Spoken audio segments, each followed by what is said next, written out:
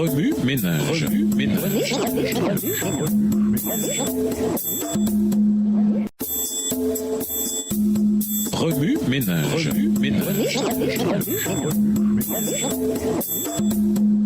Bienvenue dans votre émission. Remue ménage. Nous voilà à la leçon de mercredi. Ne m'induis pas en tentation. Lisons Matthieu 4, les versets 3 à 10. Matthieu 4, versets 3 à 10.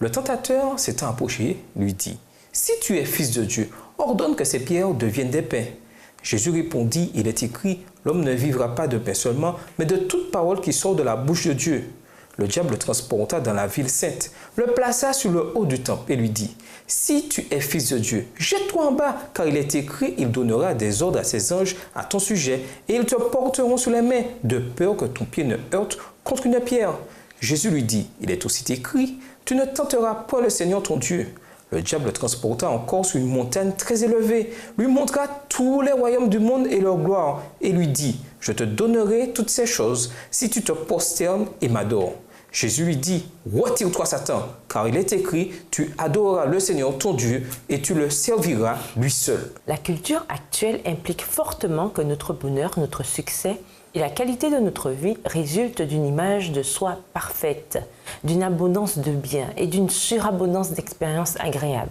L'amour de l'argent et des choses que l'argent peut acheter constitue en vérité un mobile primaire ou secondaire de ce que nous faisons. Nous voulons consommer, acquérir et acheter notre chemin du bonheur et nous le voulons maintenant. Or, la capacité d'acheter maintenant et de payer plus tard nourrit notre désir de satisfaction instantanée. La véritable gestion chrétienne nous équipe pour résister aux tentations de Satan. Lorsque nous cherchons à plaire à Dieu, il nous amène à nous détourner de la satisfaction personnelle instantanée.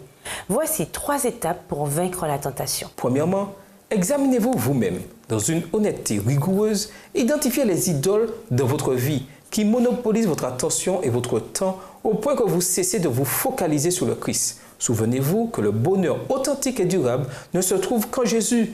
Demandez à Dieu de vous révéler qui vous êtes vraiment et de vous dévoiler les fausses perceptions qui vous poussent à chercher la satisfaction ailleurs. Deuxièmement, prenez le contrôle. Confessez courageusement et positivement la parole à voix haute, comme Jésus. Matthieu 4, versets 3 à 10. Si vous résistez au diable, il fuira loin de vous. Jacques 4, le verset 7.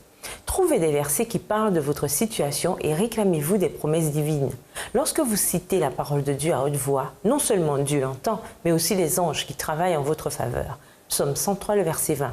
Sachez aussi que sa parole ne retourne pas à lui sans avoir produit des faits. Ésaïe 55, les versets 10 et 11. Troisièmement, passez à l'action. Remettez la situation à Dieu. Regardez à lui votre source et demandez-lui de vous aider. Il est suffisamment puissant pour gérer n'importe quelle situation. Si vous lui faites confiance au lieu de vous fier à vos sentiments, il vous donnera la force nécessaire de faire les bons choix. Proverbe 3, les versets 5 et 6. Soyez reconnaissants pour ce que vous avez déjà. Dieu vous donnera la bonne perspective concernant votre image de vous, votre argent, vos biens et vos expériences. En suivant ces 3 étapes, vous placerez Dieu et son royaume en premier parce que vous avez l'assurance qu'il saura satisfaire tous vos besoins. Matthieu 6, le verset 33. Remue ménage, qu'est-ce qui influence vos habitudes en matière de dépenses? La prochaine fois que vous serez en but à une situation qui propose une satisfaction personnelle instantanée, posez-vous les questions suivantes. Quelles seront les implications ou conséquences de mon choix? En quoi honorera-t-il Dieu? Puis-je faire un meilleur usage de mes ressources, argent, temps, etc., en vue d'un dessein plus élevé? Au revoir. Et à demain si je veux. Remue ménage. Remue ménage.